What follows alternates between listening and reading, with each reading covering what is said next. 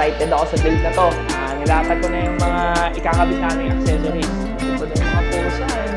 Mag-build tayo, natutulog tayo. Ito, perfecto sa X1R. Mogi pre Okay siya para sa akin. Linis tignan. Alam mo talaga, race bike eh. Ako, punta muna akong estate. Trabaho muna para may pang-build.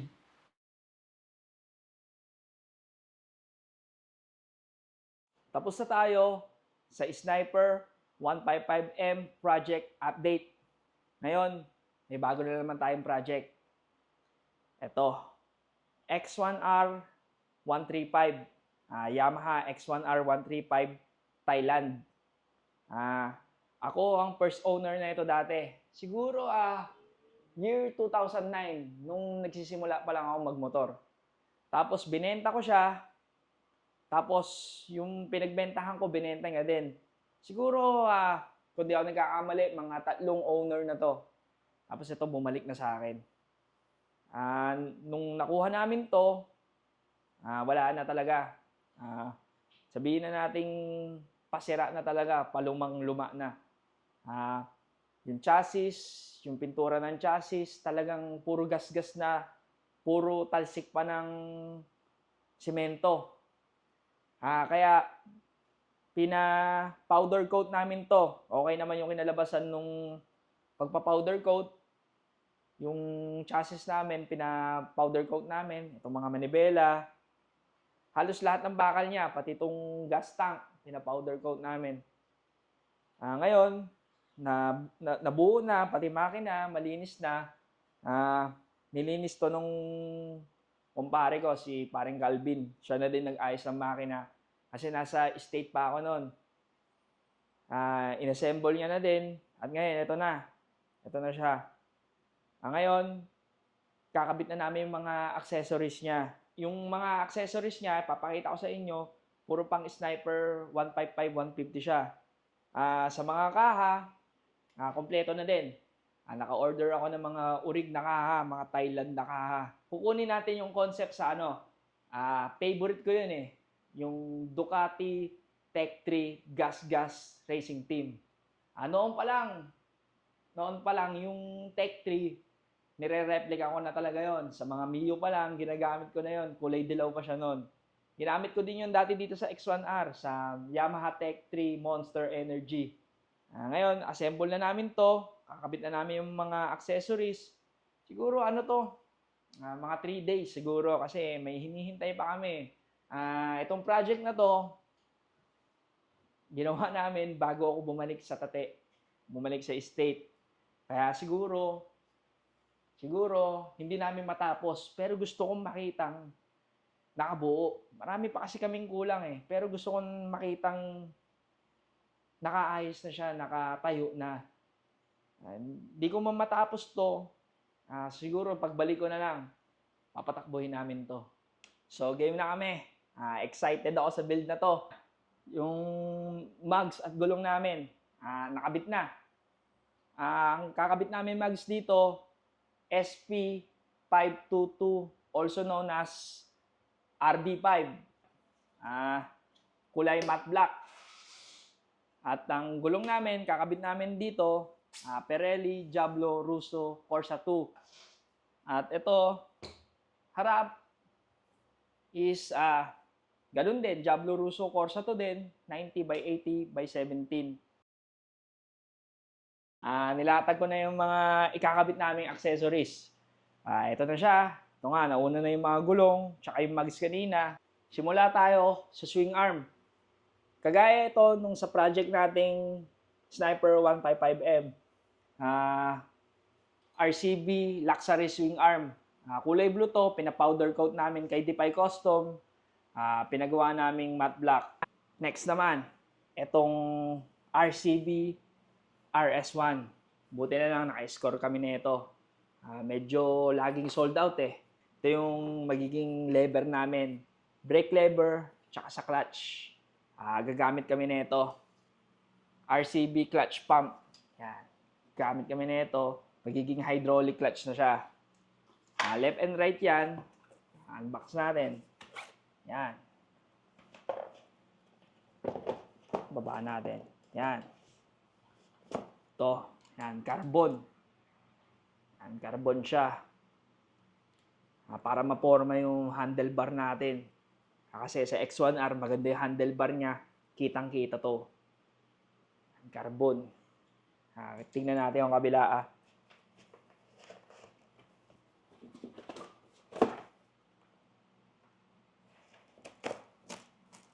Tama yung kabila. Sa left side. Yung kanina, right side. Yan. Carbon din. Yan. Sarap. Buti nakakuha kami nito. Medyo maporma to eh. At ito nga, nagamit kami ng hydraulic clutch. 2.7 mm. Buti, kulay pula. Sakto. Sakto sa kulay ng kaha. Next natin, ito nakakuha kami ng Puma Quick Throttle. Yan, set na siya. Pang talaga, pang LC135. Tatry namin to kung goods. Ito, handle grip natin. Ito yung Nagamaki handle grip. Yan, RCB. Ito, ikakabit natin. Siya, race proven. Siguro, masarap sa kamay. Hindi siya masakit sa kamay. Pang race eh. Try natin. Ito, sa mga brake system naman tayo. Ito yung natin. RCB rear brake pump. Ito charcoal. Ito lang gusto ko eh. Simple lang. Itim lang eh. Yan siya. Ito yung natin. Panglikod din. RB brake fluid tank. Simple lang. Black lang din. Meron siyang holder. Tingnan lang namin kung saan namin ito may nakakabit. At ito yung mga namin, mga hose namin. Ito yung panlikod. 480 mm. Kulay red. Ito yung pangharap. 950 mm. Dito naman tayo sa kabilang side. Tapos na tayo doon. Dito naman tayo. Simula tayo dito sa buti. Ito, naka-score kami. Ito ng R1 series. Caliper to na Racing Boy na 4 piston. Ito siya. Kulay itim.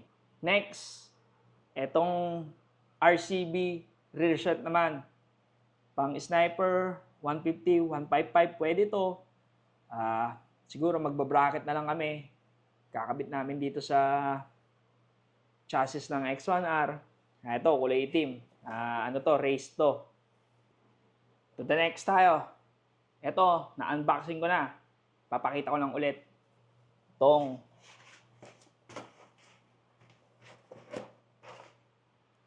Solpili Monoshock. Ikakabit sana namin to sa Sniper 155M project. So, priority ko na ngayon yung X1R. So, sa X1R muna. Sa susunod, after 1 year, marami pang lalabas sa bago niyan. Yun na lang ikakabit natin sa sa 155M. Sa ngayon, sa X1R muna tong Solpili. Ayan siya. Sa sprocket naman tayo. Sprocket and chain. Ito, gagamit kami ng RK ngayon. RK set yan. Itong chain namin is 428. Yan, kapal niya. At sa sprocket naman, itatry lang namin. Itong RK, buti itim, black sprocket. Ang sukat niya is 428, 43 teeth. Try lang namin. Hinahanap sana namin is 41 o 42. Pero walang available eh. Ang hirap makakita. So, itatry namin itong 43. Pag di namin nagustuhan, nagkaroon na ng available na 41 o 42 o 40, magpapalit na lang kami. Itong sa engine namin is 14. RK din. Ito na yung mga ibang pyesa pa. Mga Yamaha genuine na pyesa. Yung mga kakailanganin namin. Una na namin kakabit tong front tsaka rear disc.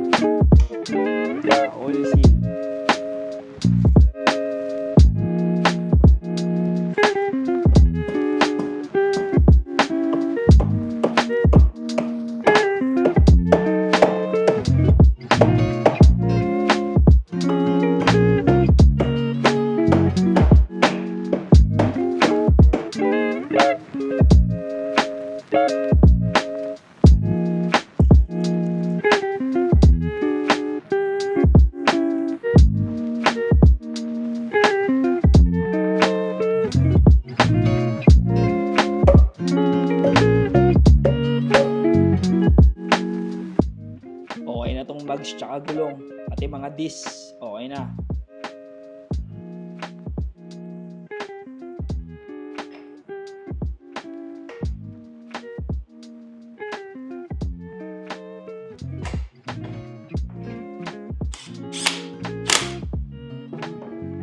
Ayos. Sweet na. Nating Loctite to.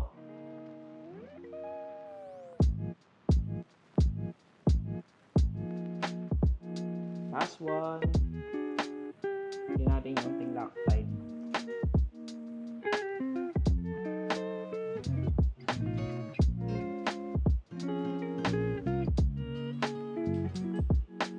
Kabit na kami ng sprocket ngayon.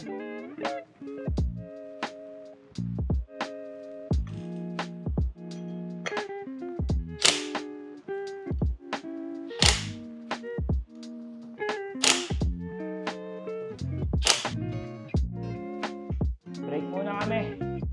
Kasagsagan ng pagbablog nawala ng ilaw. Kaya pahinga muna. Kakabit na sana namin yung swing arm tsaka yung shock sa likod. Walang ilaw, mahirap magawa. Kaya pahinga muna. Set aside muna natin yung mugs. Kabit muna kami ng swing arm. Nahin namin to, pati shock sa likod. Kabit na namin tong bagong caliper bracket. At itong mga spacer. Yan. Fresh lahat.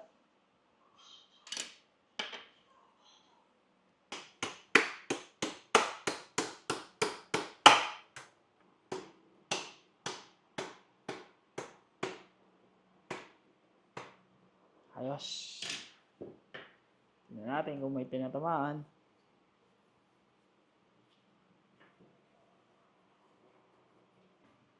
Ayos. Ganda ng laro. Sayang. Kung may caliper lang sana. Okay na. Pero okay lang yan. Magkakaroon din tayo ng magandang caliper dito. Ganda ng ikot to. Kabit na namin tong 298mm na bracket para makabit na din namin yung 4-piston caliper.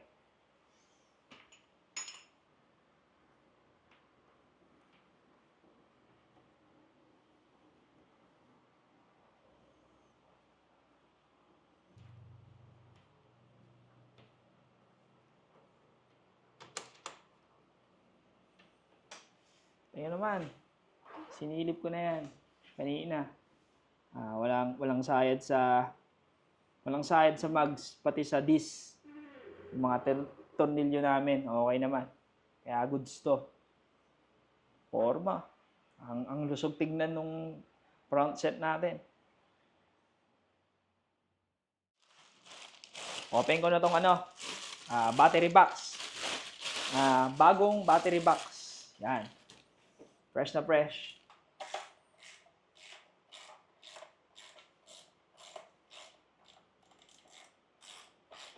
Na-install na namin yung battery box, pati yung battery cover. Nakabit na namin yung bracket ng shifter. Yan, magkabilaan.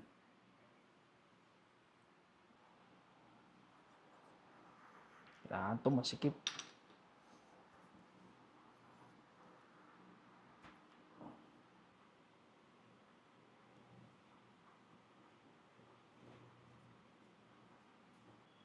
Buo na to. Salpak na lang dito. Yan. Dito na tayo.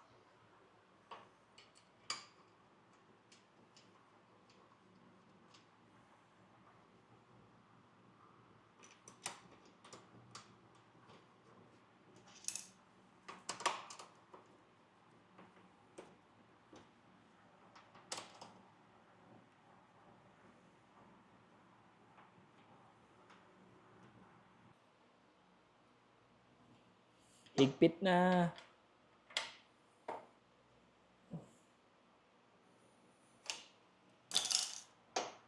Ayos, di na masama. Kabit na lang ng brake master. Kung alam ko lang pala, Nabagay din naman pala itong silver na caliper dito sa build namin. Sana yung kinuha kong R1 caliper na pangharap, sana silver na lang din. Bagay din siya. Old stock ko pa to. Tinespit namin eh. Maganda din siya, maganda din ang silver. Di bale, pag no choice na talaga, silver na lang muna ikakabit namin pansamantala. Kasi nag-ikot-ikot na kami dito sa Gapo. Halos lahat ng shop, inikutan namin, wala talaga. Kung o-order pa kami, wala na, kapos sa oras, pauwi na ako. Pabalik na ako ng estate. Kaya kung ano yung merong pyesa, pansamantala, yun muna ikakabit namin. Okay din naman, maganda din naman.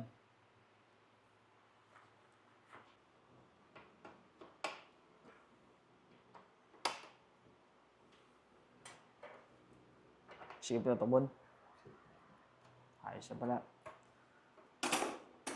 Itong kabilang side ng shifter dito sa shifting rod na kami.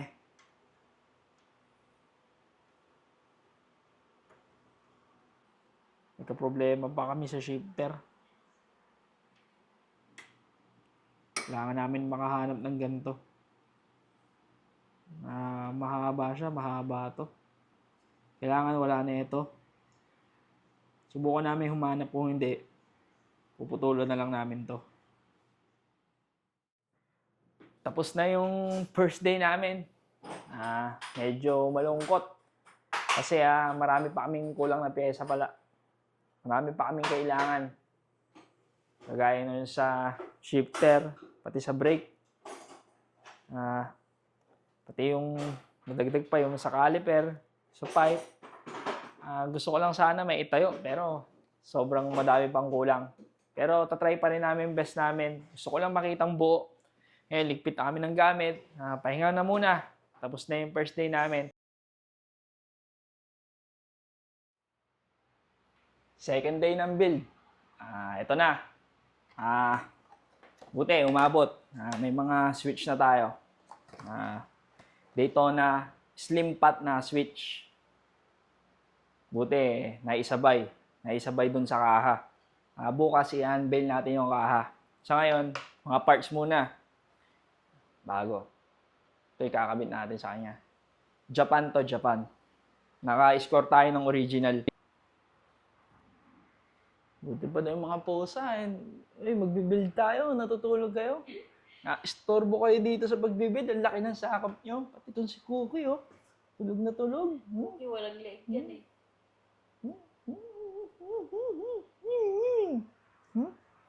Kasi pagtabaan sila rin. Taba eh. Sa video, mapayat sila tignan eh. Yan, magbibuild na kami ngayon.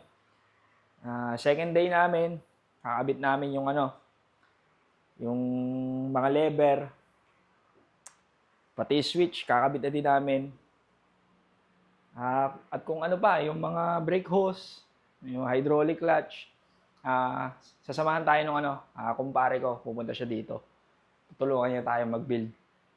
Para madali matapos. May mas alam siya sa X1R. Kasi naging owner din siya nito. Binili niya din dati itong X1R. Doon sa pinagbentahan ko. Kaya medyo sa ulo niya yung 135. Kakabit na namin itong mga to. Itong RS1 na brake pump. Yung carbon. Kakabit na namin siya. Ito, yung sa hydraulic clutch din. Switch. Yan. Simula na kami. Kabit na dito sa handle. Hydraulic clutch tayo. Tandaan lang.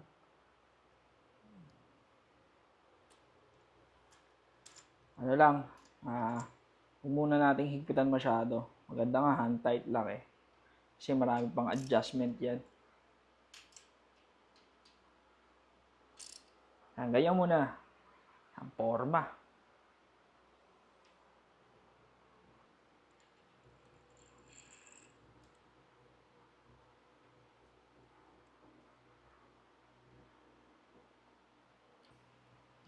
Ayos to. Unting adjustment na lang to sa sa taas tsaka layo niya.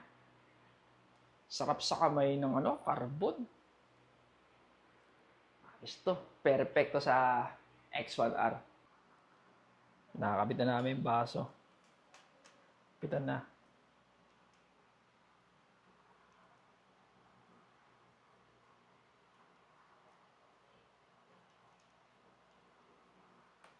Yan na siya. Kabit na namin yung baso. Dito si paring Calvin. Yan, tinutulungan kami mag-build.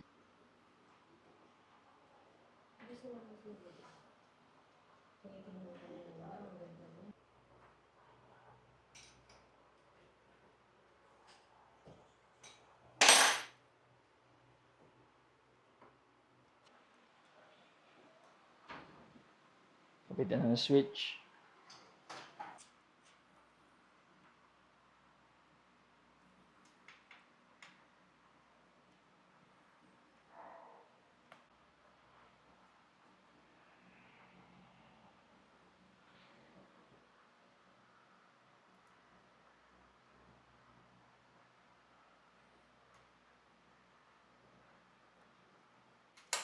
Okay na tong quick throttle namin.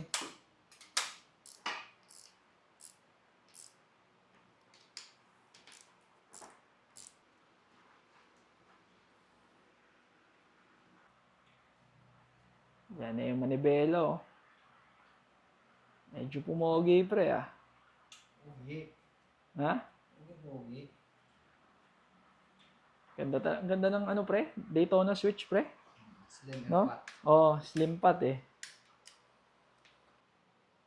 Yan, kinabit lang yung hydraulic clutch.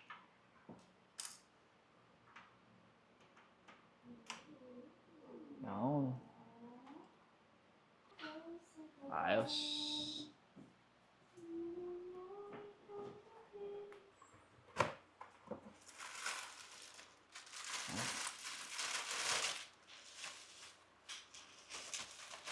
Ay, fresh na fresh. Yan sa speedometer.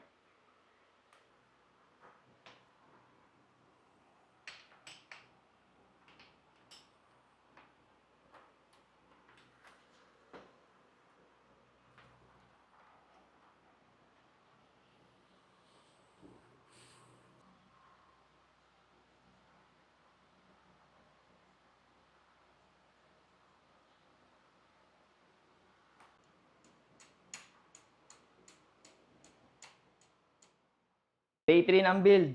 Kahapon, marami naman kami nagawa. Pero na-stop kami kasi marami pang kulang na pesa. Pero ngayon, tuloy kami sa pag-build. Gusto ko lang ipakita itong mga bagong inner fairings. Yan siya, fresh na fresh. Ito yung headlight, pati yung park light. Yan. Urig din. Bago din. Yan, fresh na fresh din to. Siyempre, lahat ng sasalpak natin dyan, lahat fresh. May mga ibang pyesa niya.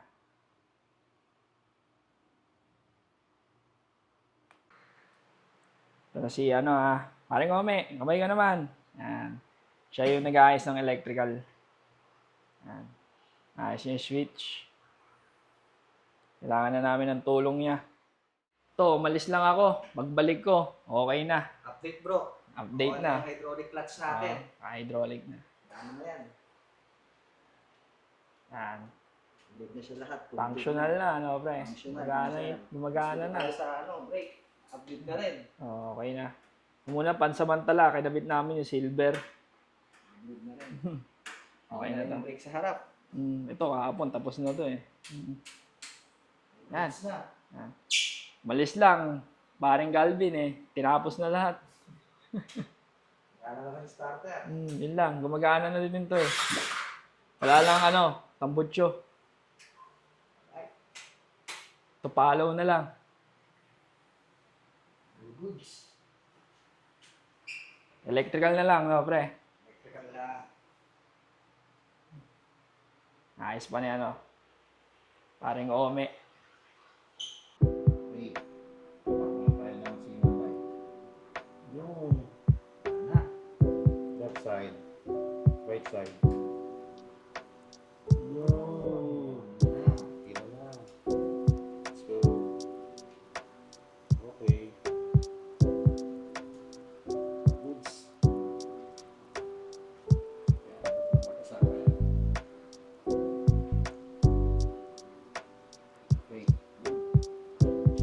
Good. Goods. Ay, Ayos na yung mga switch, ah. Na-trace na natin lahat. Kakabit na. Ito na natin yung partner ng bawat wire.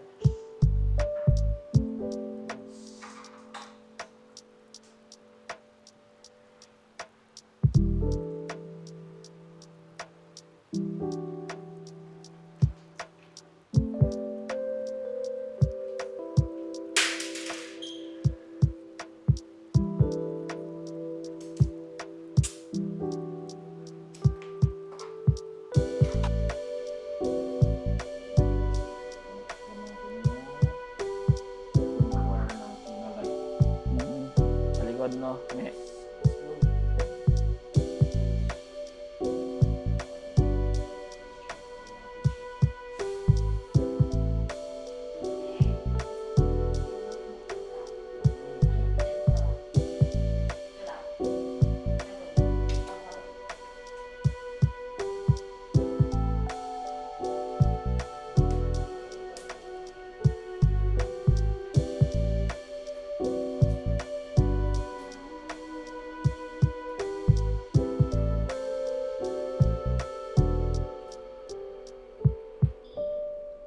Yan, patapos na.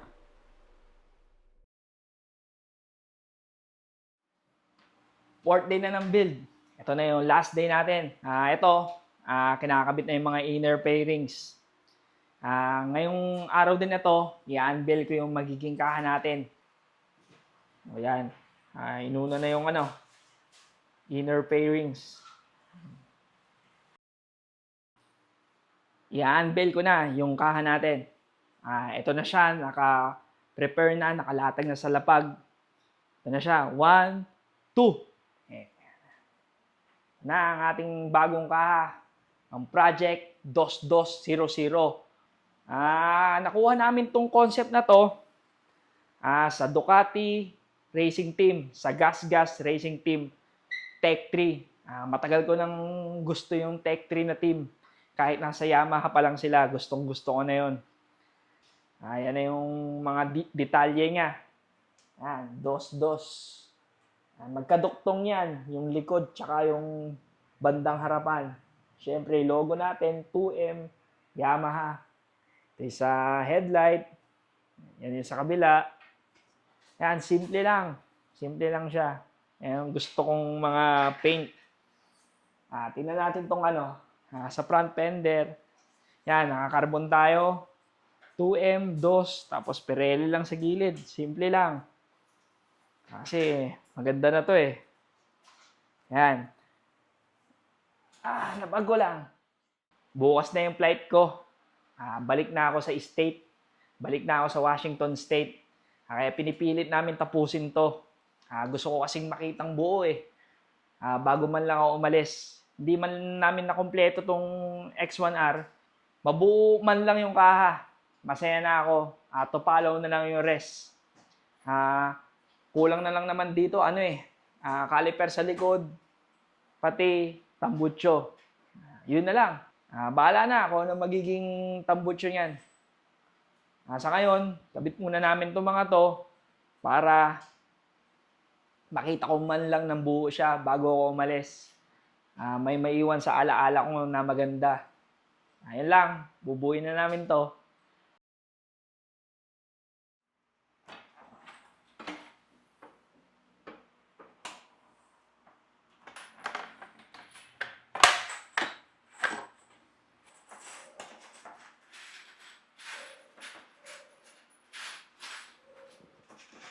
Screw na lang itong mga to. Ganda ng fading nyo. Yun o. Kabit na namin yung headlight.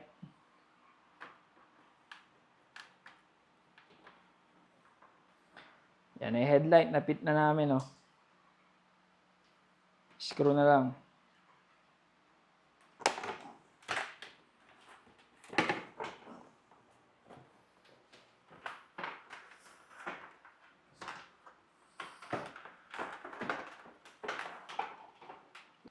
May mga onting adjustment lang. Meron na akong ipapa-matte black.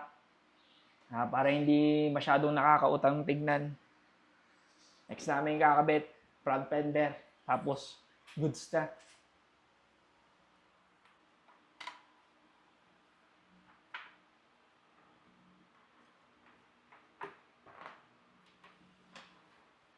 Okay na yung front fender.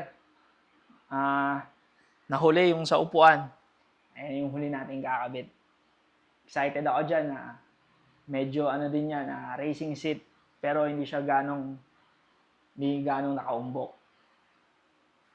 Maraming salamat, Sir Marlon Reyes ng Motoseat PH. Siya gumawa nito. Siya nagagawa ng mga malulupit na motoseat.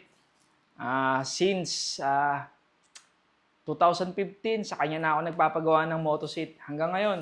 Kasi talagang bilib na bilib ako sa sa quality ng gawa niya at sa mga tela niya. Kaya sa kanya pa rin to. Bubuksan ko na. Pinadala niya to sa akin. Salamat, sir.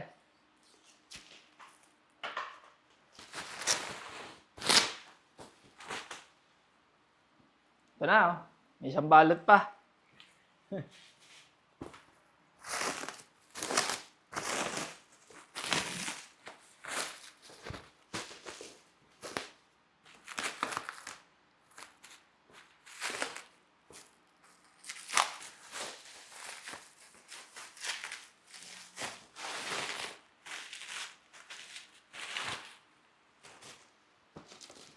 Yun, oh. Thank you, sir. Semi ano lang to, GP style. Yan. Ganda. Testing natin. Tama nga.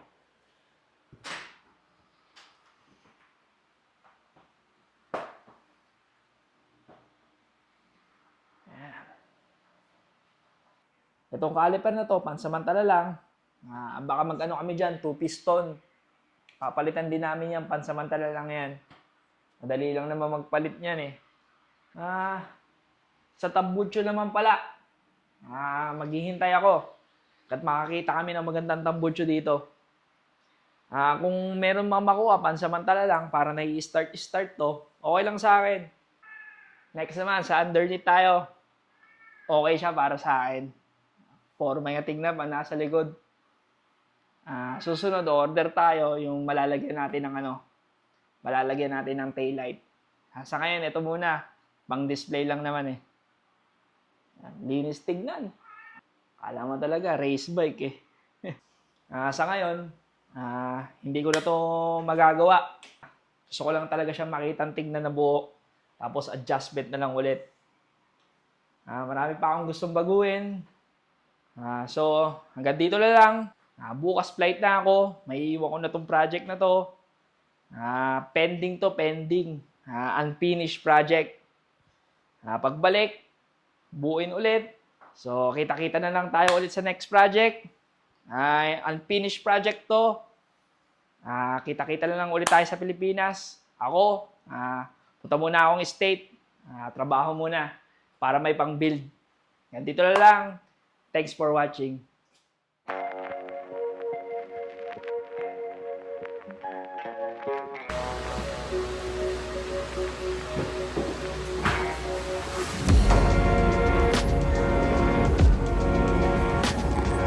Yan, balik US na naman. Pinakamalungkot.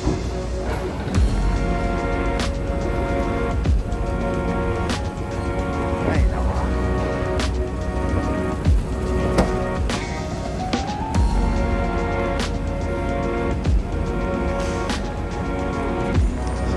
Pinakamalungkot sa lahat.